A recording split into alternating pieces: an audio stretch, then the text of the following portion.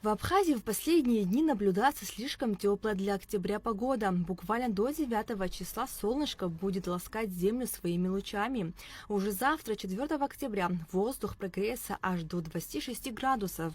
По прогнозам синоптиков, после таких жарких дней всегда следуют сильные дожди, которые обычно приводят к подтоплениям. Мы ожидаем осадки по датам, если озвучивать, это после 7 октября ухудшается погода, перемещается к нам холодная воздушная масса, которая обильные осадки нам может дать не только для приморской зоны, но и для горной зоны Абхазии с выпадением в горах местами и града, что будет способствовать понижению температуры воздуха. Экстремальное повышение температуры мы будем наблюдать вот буквально в субботу на этой неделе. А далее вот температура будет потихоньку понижаться воздуха.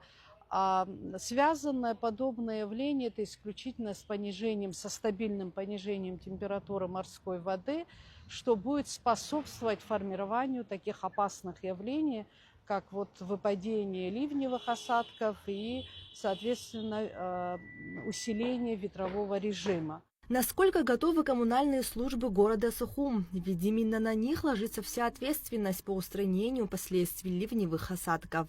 Главой администрации дана команда перевести на усиленный режим все 15 единиц техники, имеющиеся в распоряжении города. В случае нехватки будет привлечена дополнительная техника из районов. До 7 числа готовимся. Сейчас план мероприятий подготовим. Басла, Адзябшка, Риквара, Сухумка. Из той техники, которой мы есть у нас в распоряжении и пользуемся, что нам не хватает оперативно с районов или откуда-то, берем в аренду и ставим на все реки. Желательно на выходы, там, где Басла впадает в море, там уже коса образовалась, то есть если она немного поднимется, она людей затопит. Поэтому работаем без выходных. По Адзябу вы работали вроде, да? Синопское закончили ущелье? Синопское закончили. В минувшем месяце в Абхазии выпало большое количество осадков, что привело к подтоплению улиц. Вода зашла и в некоторые домовладения.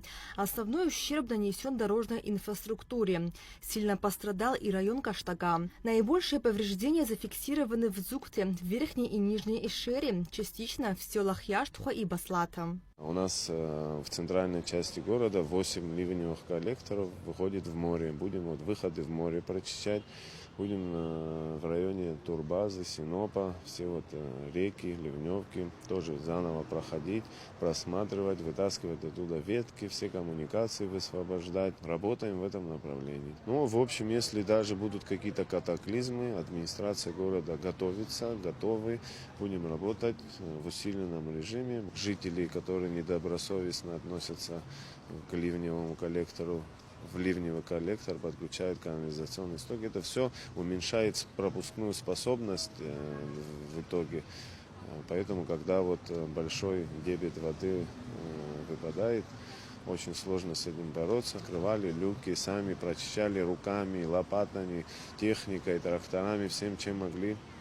Работали и помогали. В целом ущерб от сентябрьских ливней в Сухумском районе оценен в 28 миллионов рублей. Подготовленные сметы направлены в комиссию по ликвидации последствий стихии при Кабмине Абхазии.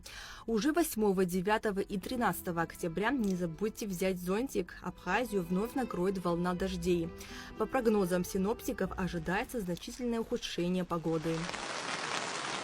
Возможно выпадение залповых ливневых осадков. Еще раз говорю, они неоднозначны по времени и по продолжительности. В основном опасность составляют именно либо приходящий циклон, либо уходящий циклон.